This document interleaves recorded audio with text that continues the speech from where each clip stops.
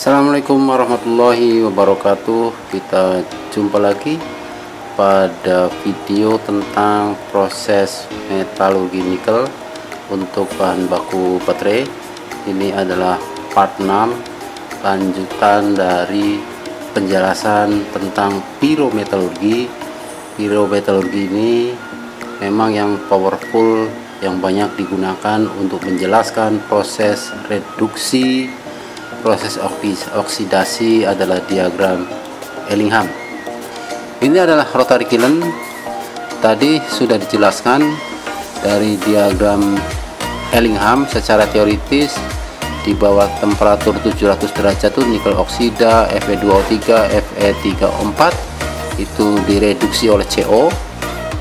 Pada video sebelumnya sudah dijelaskan CO itu adalah garis hitam ya. Nah, bagaimana apa yang terjadi dalam operasi rotary kiln? Kalsan itu temperaturnya memang sekitar 700 sampai 850 derajat. Kemudian logam direduksi karena itu adalah mineral oksida, karena memang tujuannya adalah mengekstraksi logam-logam. Tetapi tujuan utamanya adalah bagaimana mengekstraksi nikel ya. Dan nikel itu tercampur dengan oksida-oksida lainnya. Apa boleh buat itu oksida-oksida lainnya juga ikut tereduksi. Nah, pada temperatur sekitar 700 sampai dengan 850 derajat tadi sudah dijelaskan di dalam diagram Ellingham ya. Logam direduksi dengan karbon dan CO dari batu bara. Karena karbon itu juga bereaksi dengan oksida di dalam rotary kiln, melepaskan oksigen, juga dari excess air dari burner ya. Oksigen itu bereaksi dengan karbon membentuk CO. Sekitar 20% nikel oksida itu tereduksi menjadi Ni, logam Ni. Kemudian 80% Fe2O3 tereduksi menjadi FeO. Nah, hasil dari reduksi di dalam rotary kiln ini masuk ke furnace untuk dilanjutkan reduksi selanjutnya pada temperatur tinggi di dalam electric furnace. Selanjutnya ini adalah nikel mate, ini 3S2 di dalam discharge kiln ini untuk membentuk mate di spray sulfur. Jadi keluar dari rotary kiln pada temperatur tinggi di spray sulfur cair ya. Kalau itu yang terjadi proses di Vale Inco. Sedangkan ferronikel itu tidak ada sulfur, langsung dari rotary kiln masuk ke dalam furnace tanpa injeksi sulfur. Nah, kenapa kok yang satu injeksi sulfur, yang satu tidak? Karena produk nikel mate memerlukan nikel dengan memerlukan persyaratan dari produk nikel itu, nikelnya harus kandungannya tinggi dibandingkan ferronikel ya.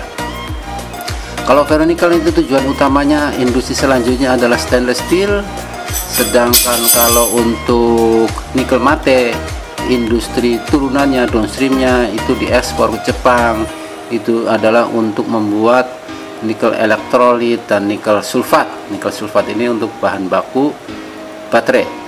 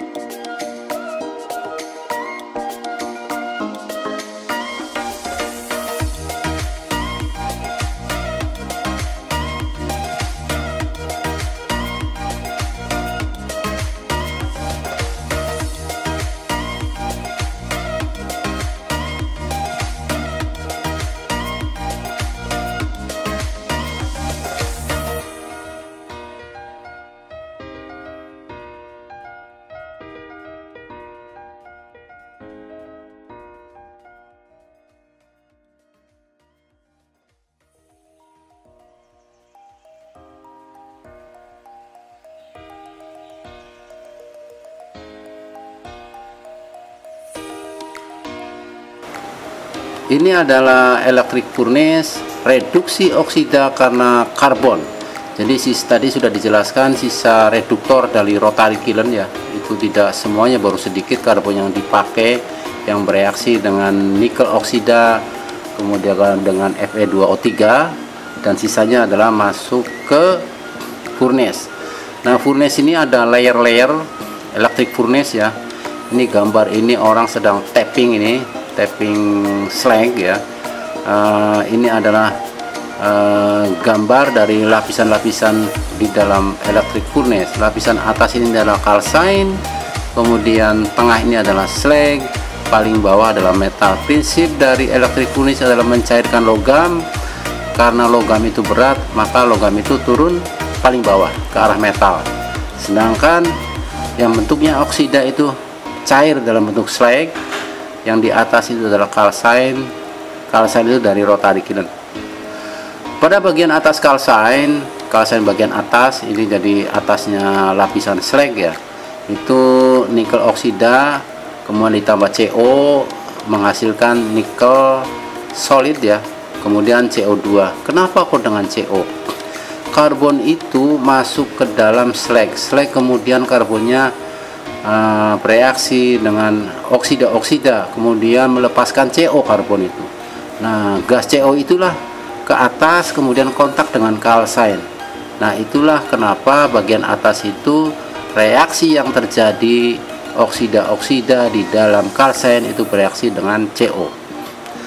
Kemudian bagian bawah calcine itu perbatasan antara lapisan slag cair, ini temperatur tinggi ya kalau sudah slag, karena cair, karena slag itu mengandung silika, magnesia, kemudian mengandung CO, itu kan mencair pada temperatur sekitar 1500 derajat, dan itu calcine bereaksi dengan karbon menghasilkan nikel, kemudian menghasilkan CO. Nah, ini CO tadi naik ke atas untuk mereduksi calcine.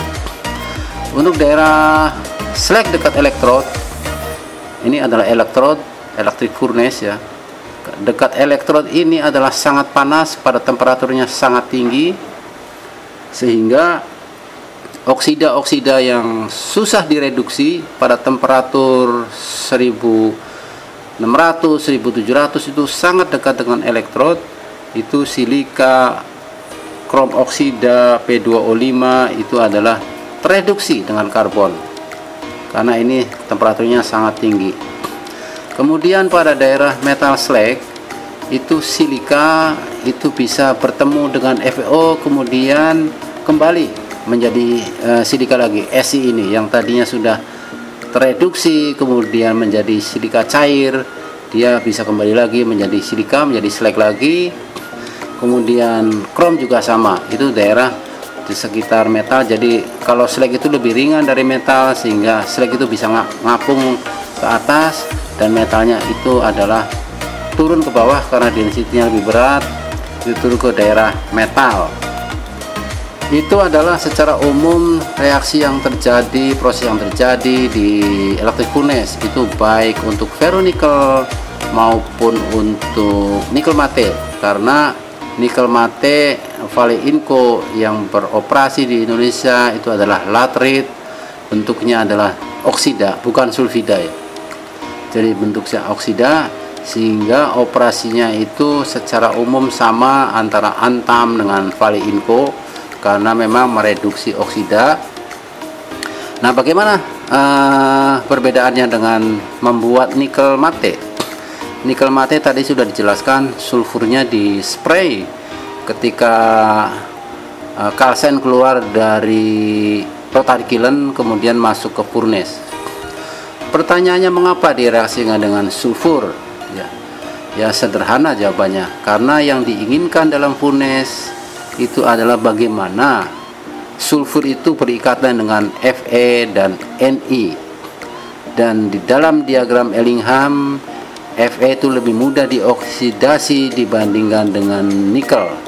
Kemudian sehingga Fe terbuang menjadi slag dan dapat produk nikel mate dengan kandungan nikel yang sangat tinggi dibandingkan ferronikel. Karena memang tujuan dari produk nikel mate kenapa diinjeksi sulfur, yang diinginkan adalah nikel dengan kandungan yang tinggi, kemudian Fe-nya dibuang. Sedangkan ferronikel Fe-nya tetap lanjut, karena memang stainless steel butuh Fe. Untuk membuat stainless steel itu butuh Fe. Sedangkan untuk nikel mate produk lanjutannya itu Fe-nya dibuang supaya nikel mengandung kadar yang lebih tinggi. Nah, berikut adalah reaksinya. Ini adalah daerah slag metal ya. Fe itu bereaksi dengan sulfur membentuk FeS, kemudian Fs juga bereaksi dengan sulfur membentuk FeS2. Nah, kemudian juga nikel oksida bereaksi dengan Fs membentuk FeO dan membentuk 3Ni3S2 dan membentuk sulfur dioksida. Bagaimana operasi di dalam electric furnace? Jadi kalau sebelumnya mengenal Ellingham diagram Ellingham ya, ini kalau kita nyebutnya adalah diagram V. V itu antara rasio silika magnesia, ini silika magnesia, kemudian ini temperatur. Nah, V ini adalah tergantung dari berapa persen besi oksida. Jadi ini adalah 15%, 20%, 25%, 30%. Kalau kita melihat dari video sebelumnya, yaitu komposisi ore ya, dari tambang, itu kita bisa menghitung sebenarnya nanti operasi furnace ini berapa temperaturnya. Itu bisa diketahui dari perhitungan untuk memperkirakan temperaturnya berapa. Nah, dari hasil pengamatan dengan Fe itu kurang dari 15% ya. Jadi Fe-nya itu kurang dari 15%. Ini adalah garis FeO, bukan Fe ya. Maaf. FeO kurang dari 15% dengan silika magnesia yang berbeda-beda, karena tiap tambang itu mempunyai silika dan magnesia dengan jumlah yang berbeda-beda. Nah, inco itu adalah nomor 7, ini adalah inco. Dia temperaturnya lebih rendah temperaturnya. Kemudian antam, ini nomor 4. Kalau antam itu di atas 1550 derajat Celcius. Untuk kandungan FeO di dalam slag itu kurang dari 15% dengan rasio SiO2 per MgO, namanya SMR ya. Silika magnesia rasio itu di atas 1,6 tapi di bawah 2. Kalau inco itu di bawah 2 sekitar 1,8, maka temperatur untuk inco nomor 7 ini adalah lebih rendah dibandingkan operasinya antam yang nomor 4. Sebelah kanan ini adalah komposisi dari silika, kemudian magnesia, kemudian FeO persennya ya. Jadi operasi furnace itu macam-macam, tergantung berapa Fe recovery-nya. Ini ada high Fe recovery, ada low Fe recovery.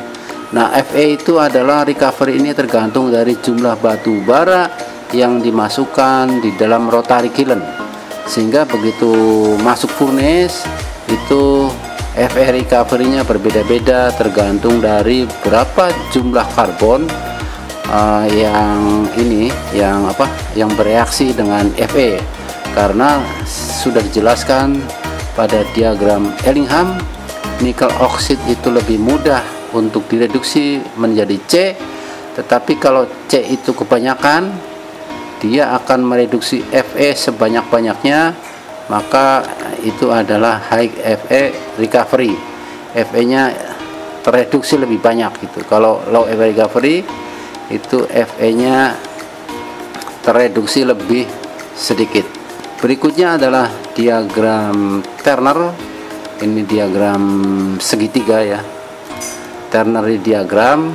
Kalau lihat diagram ini ada garis-garis operasi 1700 derajat, 1600, 1500.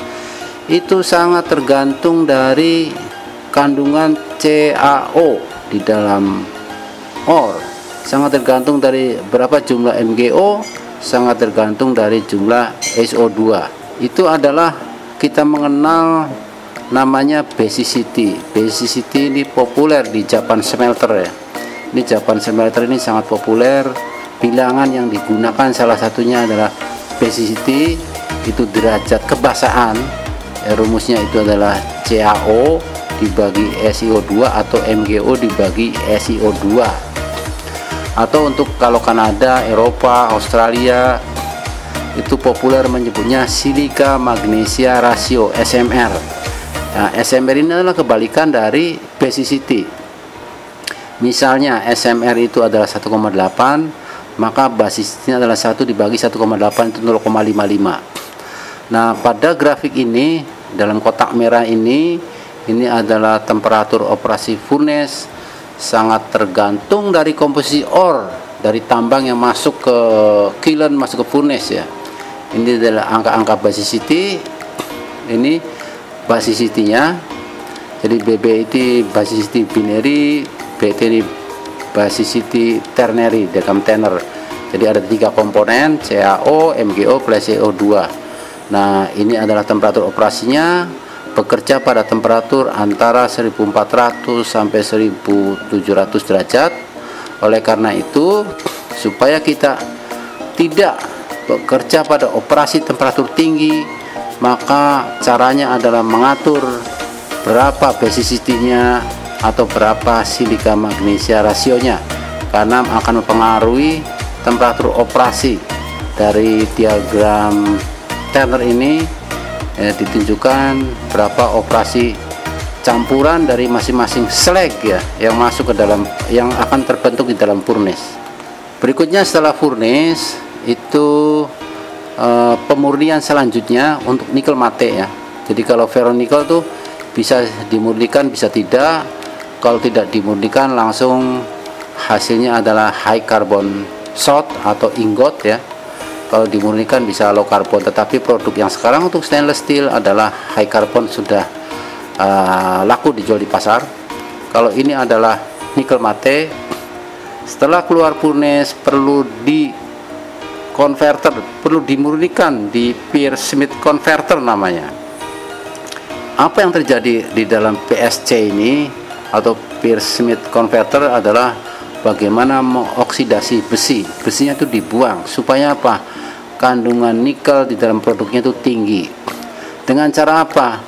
Tadi sudah dijelaskan di depan, kalau untuk nikel mate diinjeksi sulfur, sulfur itu akan mengikat Fe dengan S membentuk FeS.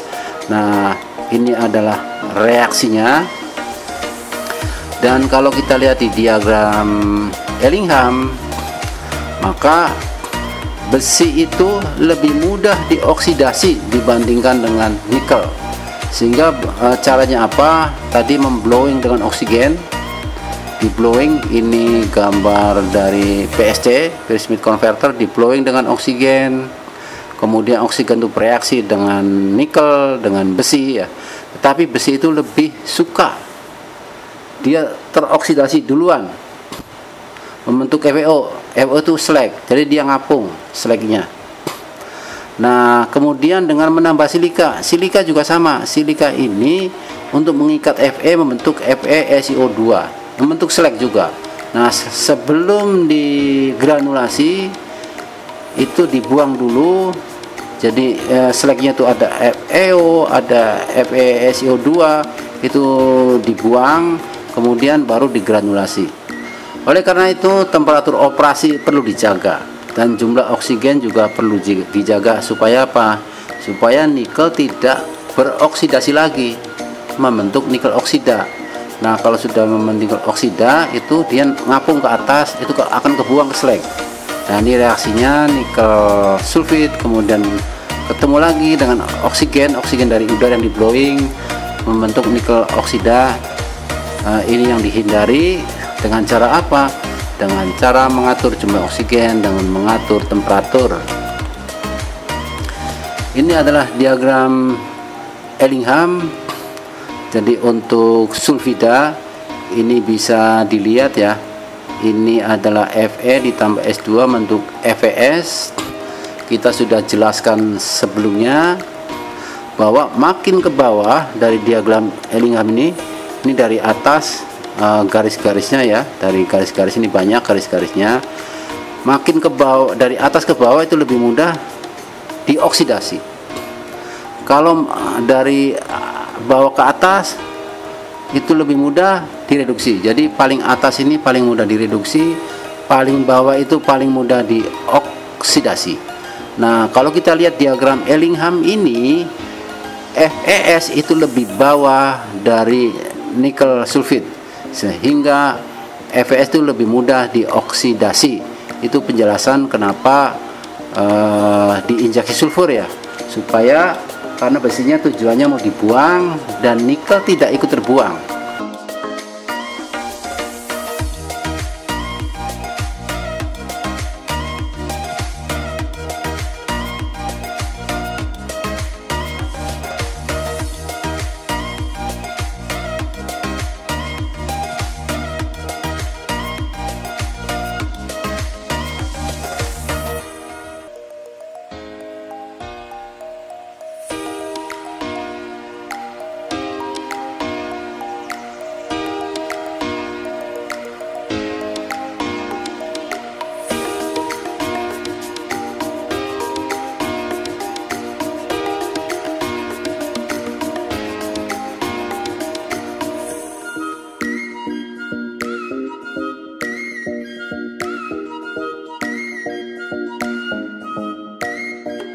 Ini adalah produknya. Ini adalah perbandingan produk RKEF ya. Ini adalah nikel mate Vale Inco. Kenapa Inco-nya di bawah-bawah? Karena sebelumnya memang populer dengan Inco dan sekarang dimiliki oleh Vale. Ini adalah produknya 78% nikel kandungannya ya. Nah, masih mengandung sulfur karena sulfurnya berikatan dengan nikel. Kemudian kita bandingkan antara produk nikel mate dengan NPI dengan ferronikel. Menurut peraturan Menteri Perdagangan Permendag nomor 12 tahun 2002 diatur bahwa nikel mate itu kadarnya harus lebih dari 70%. Ini tinggi sekali karena memang Fe nya dibuang ya. Fe nya itu diikat dengan es, kemudian dioksidasi dengan oksigen membentuk FeO, jadi ngapung FeO nya. Kemudian NPI ini adalah ferro dan nikel. Kandungan nikel di dalam produknya itu harus lebih dari 4%. Kemudian ferronikel itu kadar nikelnya itu harus lebih dari 8% di dalam ferronikelnya.